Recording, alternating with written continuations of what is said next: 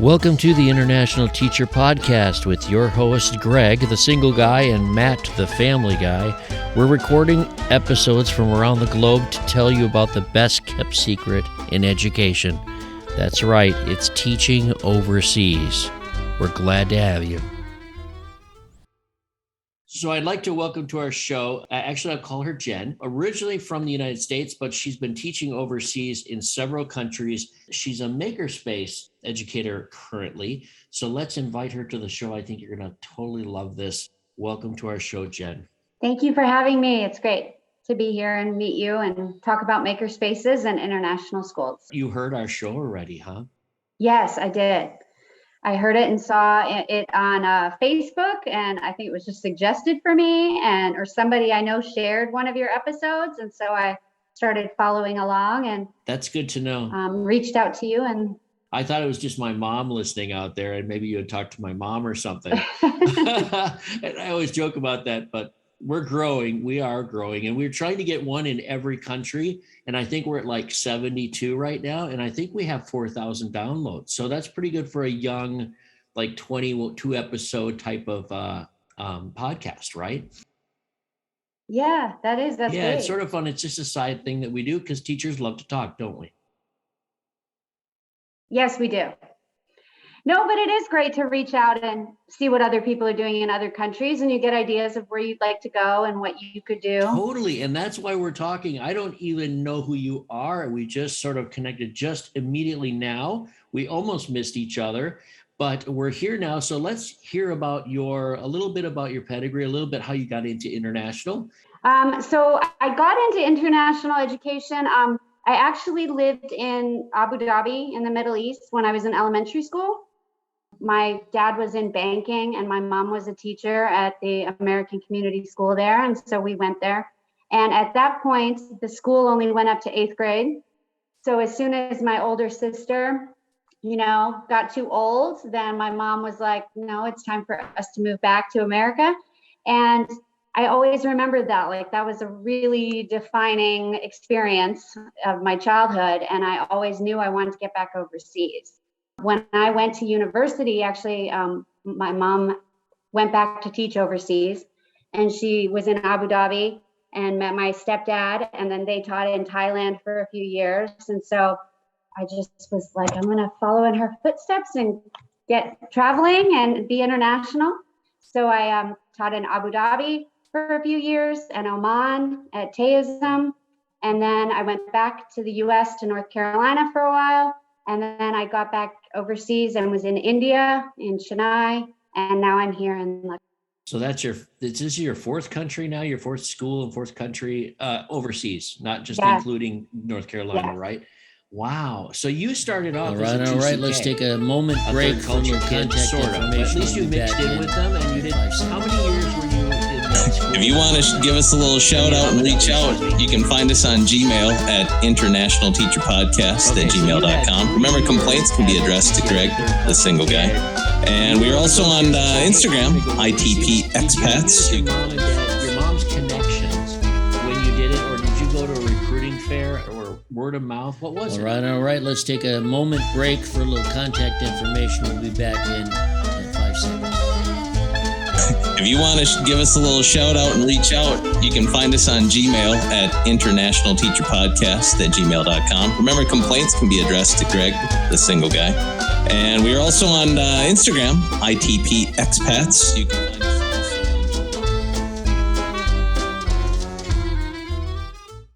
And you still flew back halfway around the world to go to the fair. I still do that, and I hope they do it next year because my new book came out just recently. They better have face-to-face because I'm banking on it. I love face-to-face. My principal just came back. She was just in London, and it was the first in-real fair for Search. Oh, Search did one this year. And I said, how was that?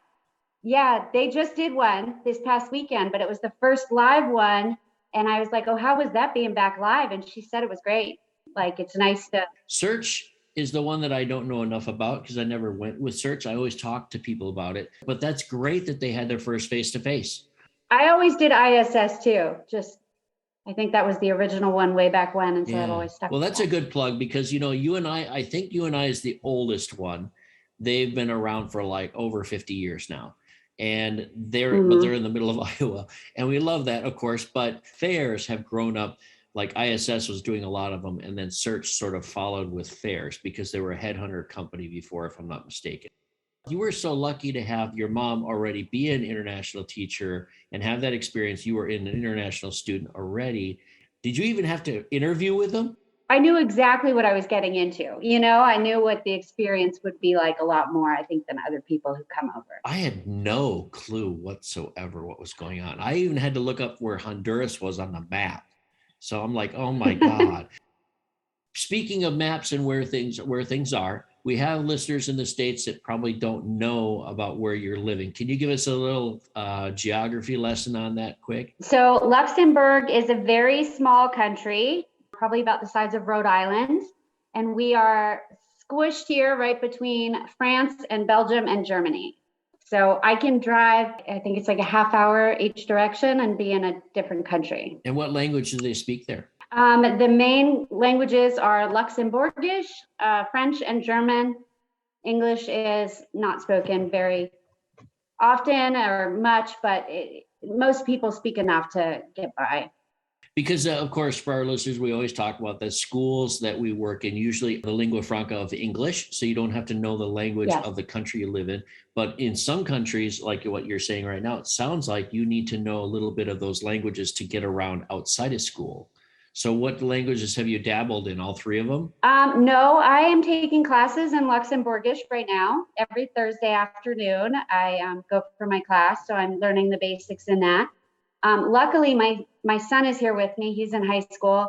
And when we were in India, he chose French as his language. So he had already studied 3 years of French. So whenever we're out together, I count on him to help me get by and speak French. Is Luxembourgish, is that similar to Flemish, or is it in its, like, what language family? I don't even know. I think historically it is closer to German. How do you like the language so far? I'm doing okay. There are a lot of rules that it's hard with the grammar, and it's very hard with, like the masculine and feminine and neutral words. And it's really like memorizing which articles go with them. They also have the case where, like in English, how we say a or an. So, if it starts with a vowel, we add the N. So they have an N too that you add or take away depending on what it starts with, except it's not just vowels. So there's a lot of other letters, like it could be a D and you have to drop the N. So it's a little more complicated than I'm used to, but I'm glad that you're reaching out to learn their language, because the local language is going to connect you to more people than anything. I did that with Spanish. I tried it with Italian, but I was horrible with that. They kept saying, "Oh, you speak Spanish." And the Spanish was my best. Cambodian. I can go through some other languages, but Arabic, I haven't really learned a lot of Arabic, and I'm kicking myself now for being several years in the Arab world, and I haven't learned it. I have to say that was one of the things that motivated me here, was because I spent so many years in the Middle East, and I could say hello and, shukran and inshallah and phrases, but I really didn't learn it because it was so easy to get by with just English. Mm-hmm. And so one of the things when I was moving here is I was like, okay, I'm going to really make an effort and try to study. It's fun when the people around you are sort of requiring you to. I lived in Venezuela, and so when Matt and I and Stacy all lived there, we had to learn Spanish because outside of the school, you couldn't do anything in English. And our community in this Middle East school that I'm at right now, they're so diverse. And I think Abu Dhabi is probably the same way. They have people, they're actually imported, they're third nationals from especially the Indian countries and the subcontinent. They're there. So they speak a number of different languages, and they have to speak English with you because you don't share Arabic. Yes. It would be different if the whole group was Arabic, if all the workers and all the other teachers were speaking Arabic around you. And maybe I'm wrong about that with you in your experience, but it sounds very familiar to my experiences that I've gone through, where it depends on the country that you're living in, what they require for the language. Even in India, I would say it was more similar to the Middle East for me.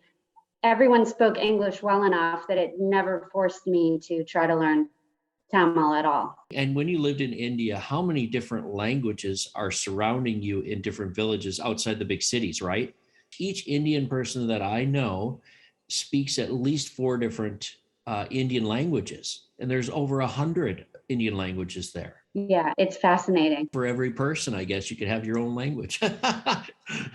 Well, good luck with your language. You're Luxembourgish, right? I hope that's Yes. tough to say the word Luxembourgish, but I appreciate that. Yes, it is. And it's so small that you drive for 20 minutes and you're outside of the country already. I mean, we can go shopping in Germany after school. Just drive out there, go to, some shops and then come back, and it's a quick trip. Wonderful. We went on our break last week up just to Maastricht in Netherlands, and it was like a 2-hour drive, and we're in the Netherlands. So it's pretty close to a lot of places. So here's a good question we always ask our guests. And when you go on vacation now, outside of the country that you're living in, when you go on vacation, you go within the country, outside of the country, or a mixture? A mixture. Right. Definitely because of COVID. We're going close by right now just because it's easier than trying to deal with COVID tests and flights and those kinds of things.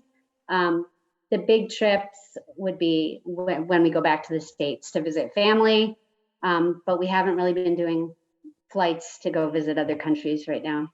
In India, we were going to a few other countries, but then COVID hit, so then we were locked down for a year and a half and didn't go anywhere. So it sounds like you did your transition from India to where you are now during the COVID time, huh? Yes. But yeah, no, we left India when Delta hit and the cases were getting so high, and we went back early, and then we would stay up overnight and do virtual school and just, have a upside down schedule. No way. And then we left there and came to Luxembourg. Oh, that's horrible. Oh, you've had an experience much different than I have and other people have. Wow.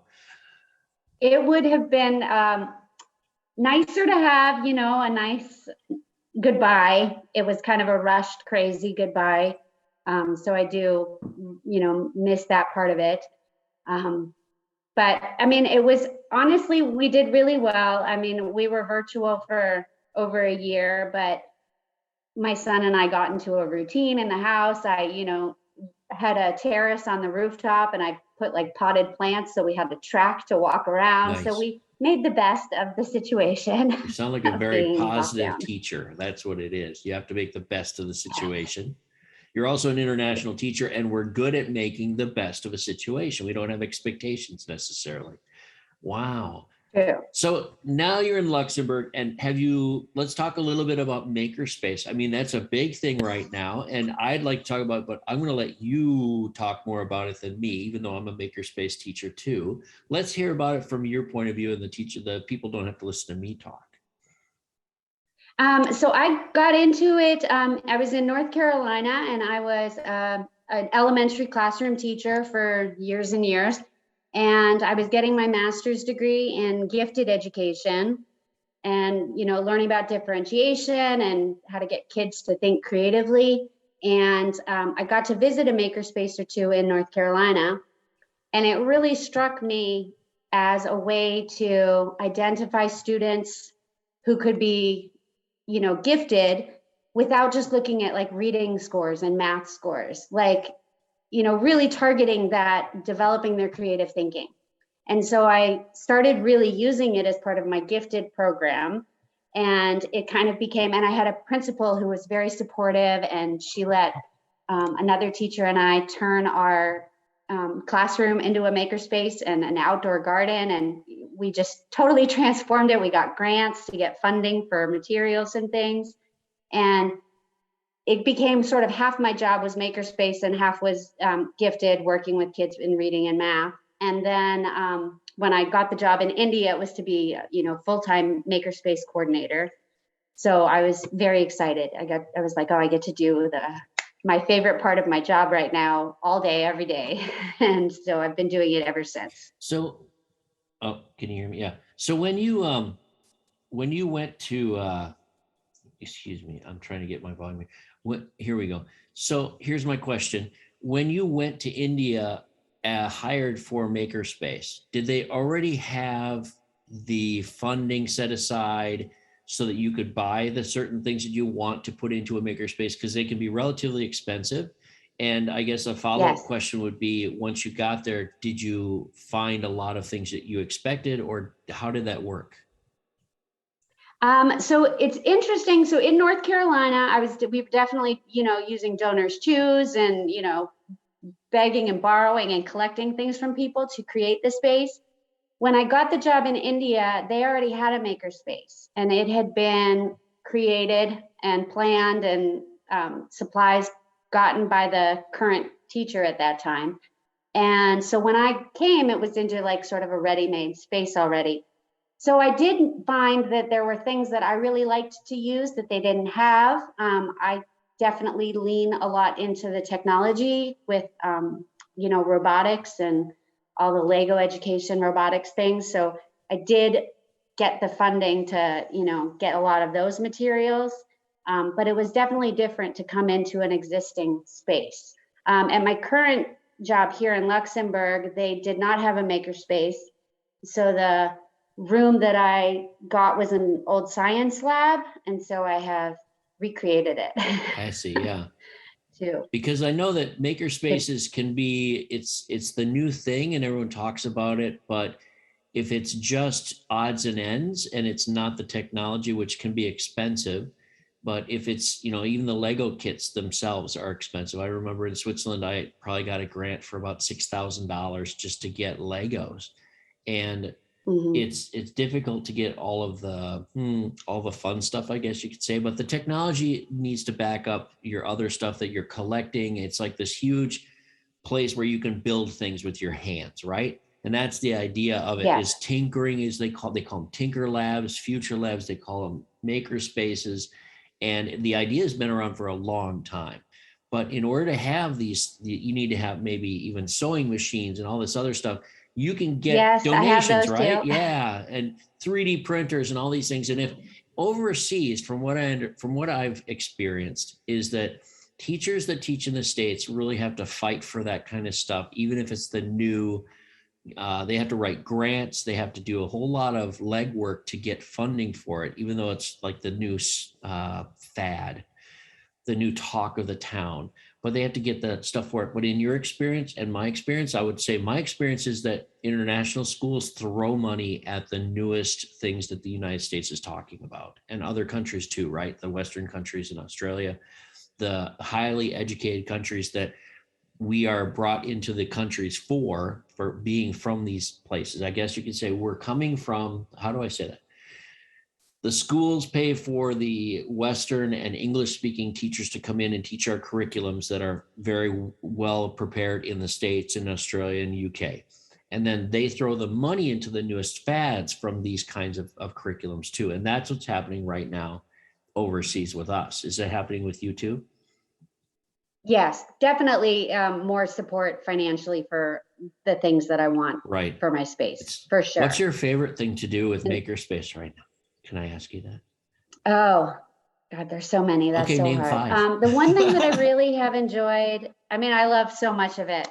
The one thing that I really enjoy using are the Lego WeDo kits because, I like the Spheros and Bebots and other ways to code and teach kids about programming. But the Lego WeDo, just because you can turn it into so many different things. So the kids really become more creative and are able to use their imagination because you're just taking that, little brain, connecting it to motors and doing things. And I find so many ways to integrate that into what they're doing. And this is elementary we're talking about, right? Or are you elementary and middle? So what I do is, I know, and, a lot of makerspaces, sometimes we just do kind of fun challenges. Like it was the 100th day of school. And so they were making things out of, 100 pieces. But I really tend to only do things when it's connected to what they're doing in class. So I meet with the grade levels and I look at what they're studying. And then we build lessons around that so that it's all interconnected. And is it elementary to middle or into high? Or is it, because you're at a K through 12 school, or is it, I'm sorry, go ahead. It's just through 5th grade. In our middle school and high school, they have design as an option, as an elective. So they don't have a makerspace that like mine, where every student eventually comes through. It's sort of, they choose it in the middle and high school. And that's good. That was my next question, was like, are all of the classes coming to you as a special and being able to do this stuff there, or select classes, or do teachers sign up for it? How does that work? I basically, at the beginning of the year, I sat down with our assistant principal who's in charge of curriculum, and we looked at the different units and we thought about which units would lend themselves to be integrated with design. And then I meet with those teachers and we plan how we are going to integrate. And so I will see, let's say, second grade, twice a week for 6 weeks, and then I won't see them for a month, because then I'm working with, another grade.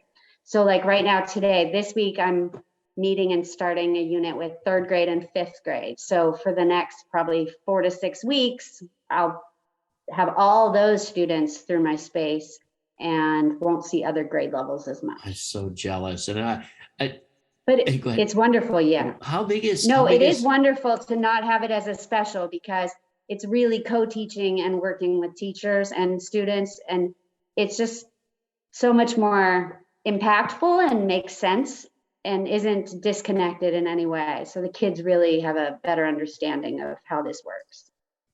I am so jealous right now. And before I tell you why I'm jealous, just let me give this an idea. How big are your classes, and what kind of students do you have at your school? Like, is it a host national school? Our classes are no more than 20 students in a class. We have kids from all over, every country. There's not really one country that dominates it all. We truly are an international school. We don't tend to have too many students from Luxembourg, just because there are so many Luxembourgish public schools around. But Luxembourg itself has especially in the city, has a very high expat population. I mean, there are so many expats. I think in certain neighborhoods, it's like 70% of the people are expats. So your students are very mosaic. It's from they're all passport holders from different countries, different languages. And that sounds very familiar to me. We're lucky to teach in schools like that. Some schools are very host national, like all of our schools are one nationality in the host country. And other schools are super international body, as well as the staff. Is your staff quite international too? Cool. We do have a high number of Americans, just I think most international schools do.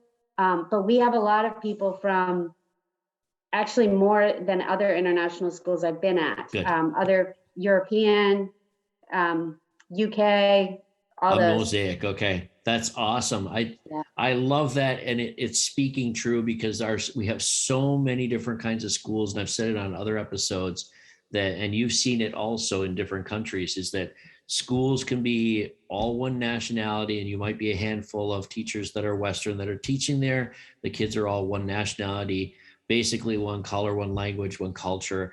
Otherwise, other schools are very international, like you're talking about. And I happen to be at a current school that's very international too.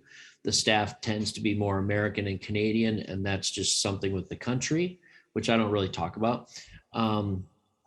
And the reason I'm jealous is my background is colorful too with teaching, but I'm a makerspace teacher at my school right now, and we call it a future lab, which is just another iteration of it, something we decided on. And I have the kids come to me, and I'm one of 3 classrooms for the future lab. So we have 3 of us, because we have so many kids. Now from grade like one grade level, we have 13 classes of 20. I know, it's massive. And there's one school that's the main flagship school, and they all come to me throughout the week. So I have every grade level from K through 4, and they come to me for a special hour. We set up for an hour this year, and we share with the media center, with the library. So they come to me for an hour, and they do these kinds of things that you're talking about. But I love the fact that you are more dedicated to the integration with the teachers. And that's our growth model, is that we're trying this out. It's brand new. It started during COVID. We didn't even have any kids in our classrooms. We didn't have any kids playing with the Lego We-Dos. We didn't have any of that. And then we had the kids come back for COVID, and there were only a couple in the classroom at a time. We split the day up in half. So they got to try a little Lego We Do, but we could only do it a little bit of time to share the resources. So what I love about your model is that you're sitting down with the teachers, taking them a little bit of time from them to make it more meaningful of what can you extend from the classroom and create better learning and more connections through your future lab, through your makerspace into their classroom. And I love that fact. It's difficult for us because of time. So anyway, I know I could talk for hours about this makerspace on my side, but it's great to hear that you are connecting to the teachers with your makerspace, and they come to you for units based on needs and based on what you have available and what you come up with for each of those grade levels. I love that. And it's a fantastic model. I mean, luckily, the principal is very committed to making this model work and not turning it into a special. She really, wants it to be connected with what they're learning and remain true to that. Well, I can tell you love it. And the listeners can tell you're smiling. I know you're smiling because I can see you, but I'm sure the smile is coming right through your voice. You can always tell when someone's smiling on the phone, right? And the smile, you're very passionate about this. What are some things that you would change with it? I know it's just starting out now and you're going through a growing phase because it's brand new. What would I change? Right now I have a smaller space. So of course you always want a bigger space and more room, but I sort of found one solution for that. We have a media lab where we have 2 DLCs. And I moved a lot of the robotics stuff down there, and we'll use that space for robotics. So then the space upstairs is more the messy makerspace area. So that sort of solved that problem a little bit. Really, it's just the growing of, learning how these things work. And then you can see for next year, okay, we need to do this a little earlier. Maybe we need to change the way we did this. And so there's always little things with all the units. It's always a challenge to balance and make sure that everybody sort of, if by the end of the year, everyone will have gotten sort of a fair amount of time with me and in the makerspace. So just sort of, trying to meet everybody's needs in that way is always a challenge, but this may be a dream, but do the homeroom teachers come in and hang out with you and team teach, or do they sort of just like drop them off and then go do their thing and plan it because they have planning time? No, they come in and they do it with me. What a dream. Obviously. And I think one of the best things too is that it can, tailor to their needs and their experience. So for some teachers, I might take the lead more and other teachers will, take over a little more. And so I'm pretty flexible because I want people to be comfortable. So I never sort of expect people to lead or do something unless, they're ready. Well, Rod, that's the joy of team teaching. If you know how to do it, it sounds like you have in the past, you have experience, and team teaching is all about knowing when to step up and when to sort of step back. And you sort of learn the teachers you can feed off of, right? I would say that really because of my experience as a classroom teacher and having, special ed teachers come in, the gifted teacher come in, like learning how to team teach with them really taught me about how I want to be as a co-teacher. And so I really try to implement that. Awesome. Now, I can't speak highly enough about it. Of course, I'm tainted here. I love Makerspace. I am also one of those. I've been a homeroom teacher quite a few years in elementary. Most of mine's in elementary. So I know exactly how you feel. It's very important for our teachers out there and even the upcoming Makerspace people to come out. It's a buzzword right now in international teaching is to be fluent with technology and to be fluent with the Makerspace. And if you aren't there yet, even knowing a little bit about the things you've talked about, BBots and Scratch and Scratch Junior and code.org and the Lego robotics, the Spheros, which are amazing, and the Ozbots, Ozo. I call them Ozzy bots. You know, I like Ozzy, so I call them Ozzy bots. But if you don't have any of those, you should get some. We have one other school that has them, and they're supposed to be fantastic. And all of these buzzwords are great for our teacher listeners to listen to, because this is a new thing and it's a buzzword right now. And I hate to actually tell people that, because if I go recruiting, you know, for another school, I'm going to have more competition because we're letting our secret out, aren't we? That's true. I know. Yeah. Okay. More and more schools are creating makerspaces. And so this position will be more common. Right. Than it No, has been so listeners, don't go into Makerspace. Don't become a teacher until we know where we're going next. And don't listen to this podcast, because Makerspace is boring. It's terrible. Keep it as our secret. That's right. Our secret's out now, man. Competition's on the way. All right. So no, it's great though, because the more people that there are who are doing this, like I'm on Twitter and I follow a bunch of other design and makerspace teachers, because it's great to see what they're doing, because I can, you know, borrow their ideas and share mine.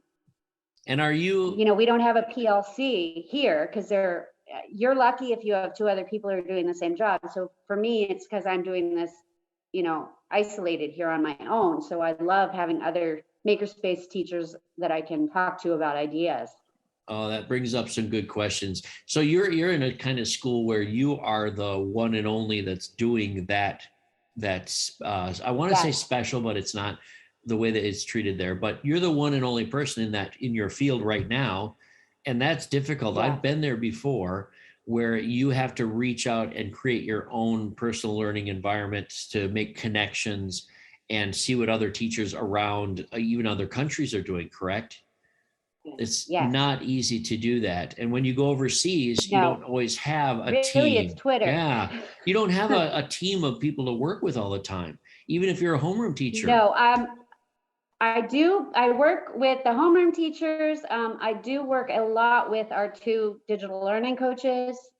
We, you know, get together. I would get together with them to do a lot of we did a whole bunch of things for Hour of Code together. So there is some collaboration when it overlaps with tech, but yeah, I am isolated in being the only maker. So check this out. Not only with specialists, but Matt, my co-host on this show, Matt, the family guy, was teaching in Venezuela, as well as his wife, Stacy. And Matt was the only grade level teacher in his grade level at our smaller school. We had 200 kids. And as a specialist, they came to me for tech. All of the grade levels came to me for tech. So I might be teaching like 3-year-olds, and then do a high school class right after that, and then go to middle school, and then have an elementary, all in the same day. But back to the point of that, if you don't have, and I didn't have a lot of inside internal help. It was a one-man band, like with me teaching. And then I had to rely on integrating with the teachers.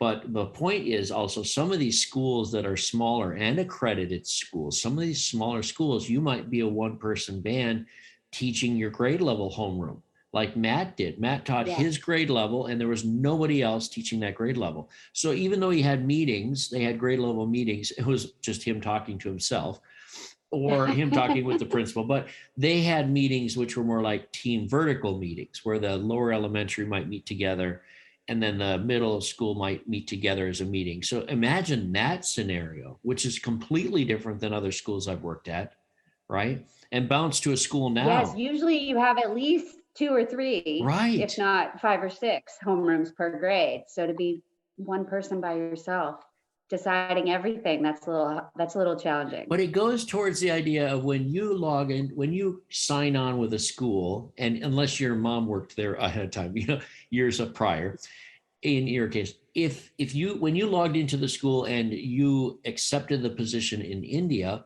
how did you find out more about it before, or Luxembourg? How did you find out about it more before you got there? Because you have to know something about it. Luckily, in both cases, they kind of set me up with a buddy who I would, Zoom with and talk with, just to learn about the school in general. For India, I was able to talk to the current MakerSpace coordinator, before he left. He was leaving with his wife to go to Tunisia. So I was able to find out a lot about what they had done. He shared with me the materials and resources that he had and also had ordered for the next year. So I had a little bit of an idea of what I was going into. Luckily, my buddy for India was also one of the curriculum leaders. So she shared the sort of curriculum map for the year so I could start getting ideas and think about how I would integrate.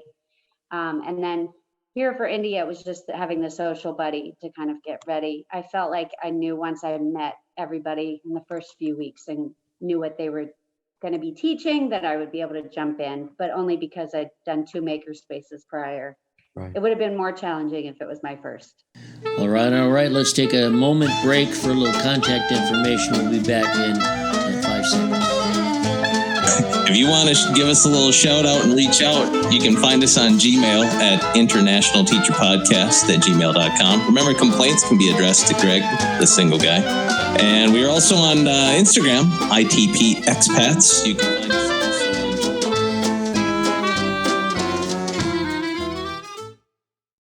Time. Well, it sounds like you're right on with my thinking. And my advice always to teachers going overseas, if it's their first time or even if they've been overseas several times, I really recommend that before they sign a contract, that they try to weasel out or get an offer of someone to communicate with in the country currently. So if you're, like you said, the MakerSpace, if you're the MakerSpace teacher or the 3rd grade teacher going over to India, that you would get an email from them, from the recruiter, and say, I need to talk to somebody currently there and get a feel for it. And hopefully they'll be able to, either jump onto a quick Zoom with you or do a couple emails before you make your decision.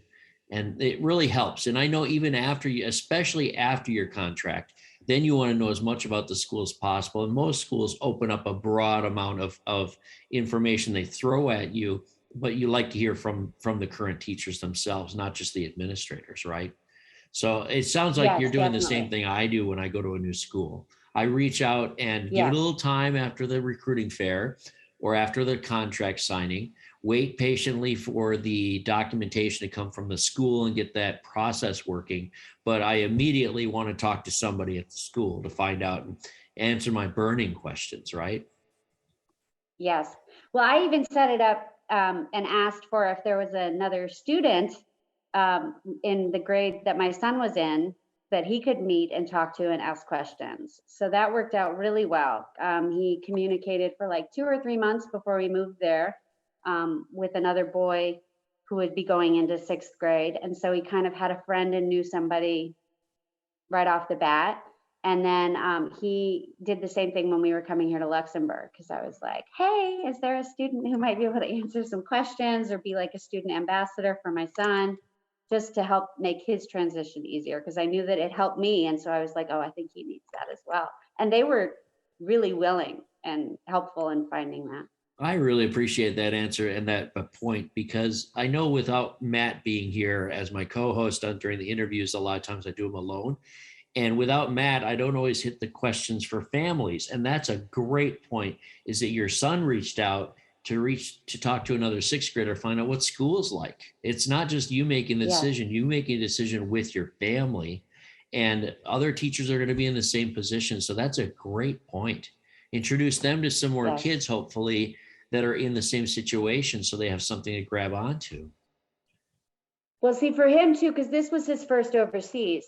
So I had 2 older children who had been overseas when they were young in Abu Dhabi and Oman, and then we were back in North Carolina. And then when my 2 older ones were in college, I had divorced in the meantime too. And I just turned to him and I'm like, hey, I think you and I need to go on an adventure. So, it was a huge change for him from only living in North Carolina to, moving to India with your mom. But I wanted to make it as, easy a transition as possible. And he's really flexible and easygoing, so he's just really loved it. I bet he's even more flexible and easygoing now that he's overseas, because that's what happens to us. Yeah. We become a little bit more accustomed to not knowing things. There's a great beyond that we don't know. We have to take that leap, right? And he's in with it now. Yeah. That's great. Oh, he loves it. And he loves Luxembourg. it's really safe, and he can, walk to school. He walks home from school. He can ride the bus and go to Subway to have dinner with his friends. Like, he is really enjoying moving here. And so in your experience, do most of the schools, teenager. okay, I'm sorry, I interrupted you. I'll No, start no. over. Yeah. Okay. In your experience then, having a son or having sons with you or family with you, do the schools cover the cost of your student, your son or daughter going to school with you? Yes. In most cases so far. In all the schools that I've been at, they have. And that's part of the contract, from what I understand, because I have these conversations. It's part of the contract that you deal with them and say, this is part of my family. And the recruiters, they definitely expect it, and hopefully they want you to have your family with you, so that they offer the kids to come to school, and maybe even up to a certain amount. I've seen some schools that say, well, you can have your first 3, and after that, we have to start getting some money from you to have your 4th child go to school. But I don't have children, so these are things I've heard from other teachers, right? Yes. Okay. My experience has been that, when I was over before, I had 2, so they were both covered. I'm not sure if the schools I worked at had a limit, but I know that they definitely cover their schooling. And also, the housing that you get reflects the size of your family, at least in India, and in the Middle East, that was the case. In Luxembourg, you find your own housing, so it's, a little different being in Europe regarding that. But you get, the flight for them to go back home with you and to come, and some extra shipping, because they know you'll have more things, that kind of stuff. And those are good questions for before a contract too, is to include your family. Like, where do the costs land for your family? Is it what am I trying to say? Okay, is it initial flight and then after 2 years you get to go back home, or is it every year that you get to fly back with your family, and your family members get provided for that too? And that's been, in my experience, the schools that I've chosen, that's been a sort of a deal breaker of, do you pay for me to fly home every summer and then fly back if I choose to, right? It's been a deal breaker for me. And not all schools are the same. Some will say you have to have a 2-year contract, and then after 2 years, we fly you back annually. And others will say we fly you back annually from the get-go.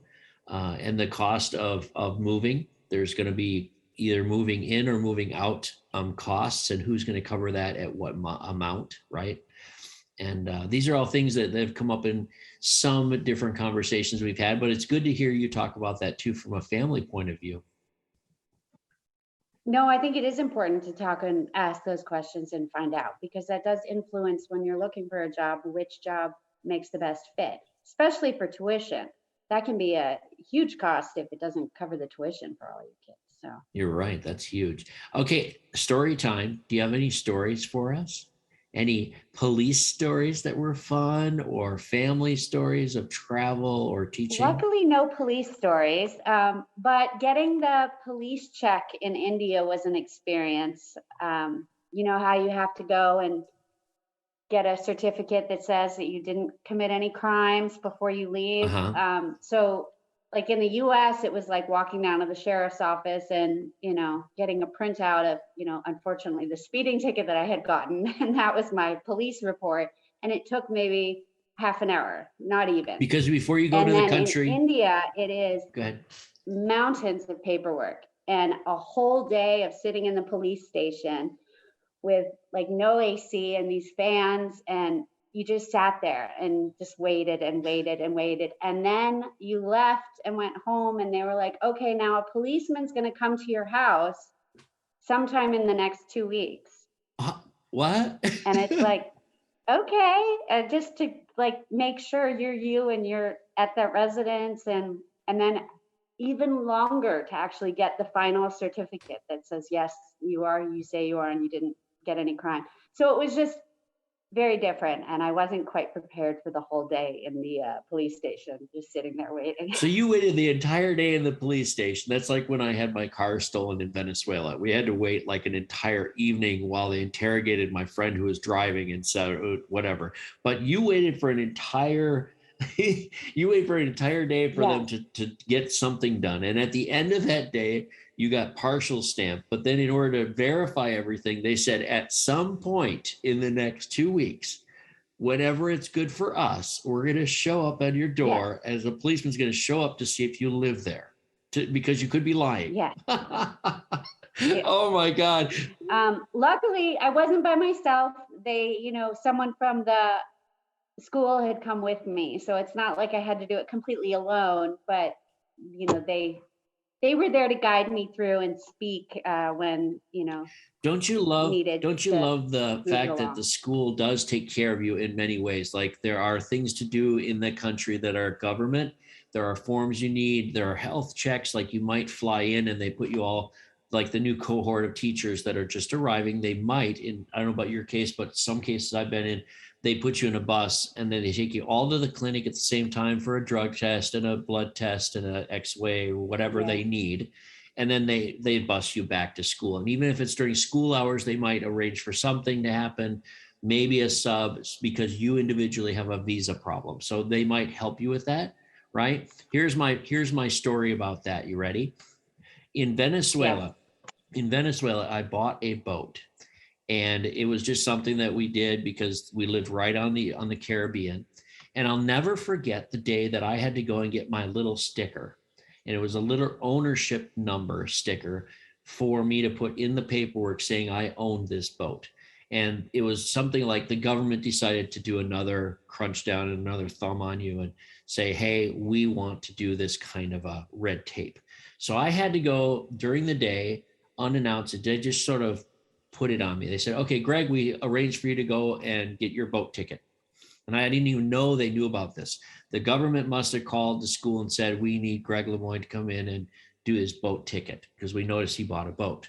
Anyway, whatever happened, however they found out, the one person that sort of held your hand, the local woman that was holding my hand, took me and I drove to the school bus drove me and this woman to the government little office. And I walk in and no kidding, all the people were sitting in chairs and they were all sort of scooched up to the front. And it was it was quite organized because they had about 6 or 7 windows that sort of half circled around. And there was a person at each window, which is strange. In some countries, you don't even have anybody there behind the window. So they didn't have a number system. They didn't have a ticket system or anything. They had the chair system with the worm. And the woman looks at me and she goes, Greg, you're going to experience the worm. And I was excited. I was like, what's the worm? What's the worm? And it turned out that, you know how we used to sit in a chair and the person up in the front on the left would get up and go, and then everybody scoots over one chair to the left. And if you're going to the right, the person sitting on the far right moves up into the front row and starts moving left as people get up. The worm, right? I couldn't believe this. That was their system. That was their archaic system. It worked really fun. And I think I did a little video with my phone going, I'm in the worm, I'm in the worm. And she was having so much fun. And the people behind me were waving into the phone. But I don't know. I have to find out where that video is and put it up on YouTube because it was like, oh, I'm doing the worm. And I felt like I was in kindergarten or something like that. But it was government issue. and after about that's how they did it. And it worked. And after an hour and a half of sitting in the worm and my kids being with a temporary teacher, I got my little sticker. But the school, to put a good put an end to the story, the school did provide that person to help us out, me out at the time. Yes. And that's great. No, Go ahead. I feel like my experience with the schools that I've been at, they always have people and take you to help with visa things and anything. I mean, they're really so helpful. Just, even here in Luxembourg, the medicine, the CNS, I just go into the HR and I'm like, hi, can you help me send all these forms to, get reimbursed from the health system? And they help me no matter what the question, whether it's big issues or little tiny things. They're really always so helpful. So you have good insurance through your school right now, or relatively okay for you right now, and it's sort of that you can go into a pharmacy and take care of your pharmaceutical stuff and not worry about it. You have a copay probably, etc. Yes. Okay. And in your experience, No, yeah, was it's it a great system. good system at the other schools that you were at? Were they, I mean, they're all different, but pretty. They're all different systems, but overall, I found like they were really great.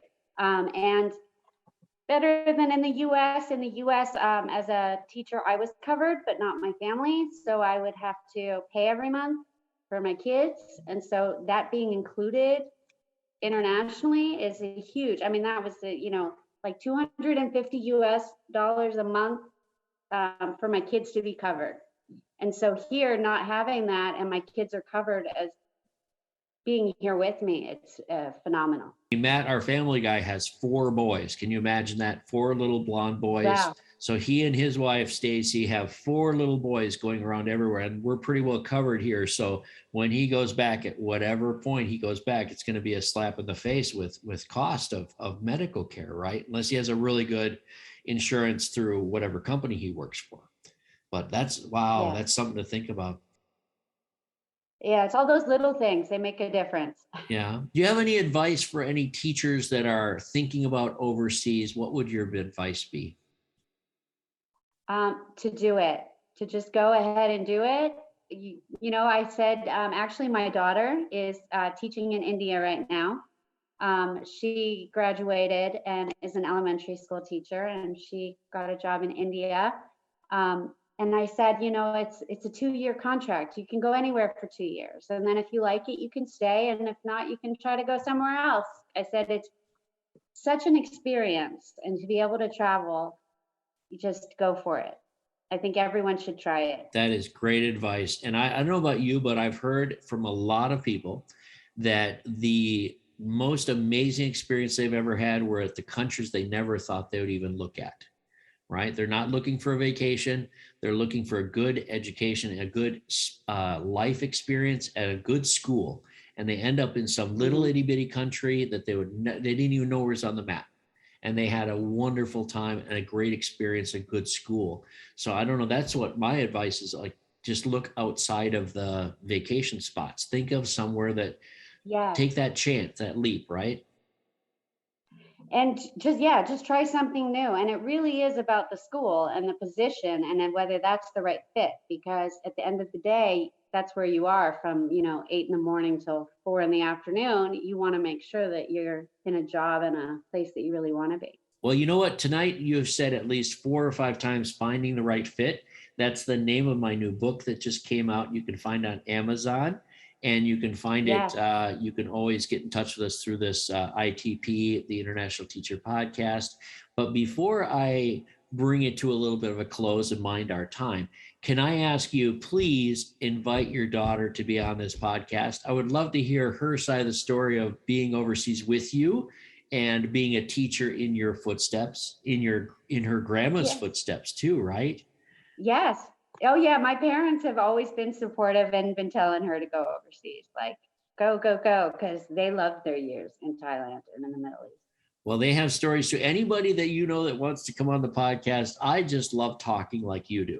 And I've had so much fun talking with you about Luxembourg a little bit, the tiny little size of Rhode Island, right? It's so hard to, like, Rhode Island, is that a country? No, it's our little state, like a little pimple of a state. And that's a whole country there. And you had so much experience in the Middle East, and then you've been back and forth to the States with different kids and different family situations. And then you went to India and with a great police story of sitting around. So this has been a great episode. I really appreciate you coming on. Thank you. Yeah, this was great fun to talk about teaching and MakerSpaces. I could talk about MakerSpaces all day. Any last words that you have? No, just definitely for people who are teaching already. I think, keep traveling and going to new schools. I think, one of the great things too is just to keep experiencing new cultures, not just kind of getting into one place and staying there forever. I think it opens your mind to keep going to different countries. And also for people not teaching overseas to definitely give it a try. Those are great words to end with. I will just say thank you, Jenn, for being our guest, and we'll see you on the ITP once again some point, or your daughter maybe. We'll talk to you later, okay? Thank you very much. Thank you. All right. That was a great show.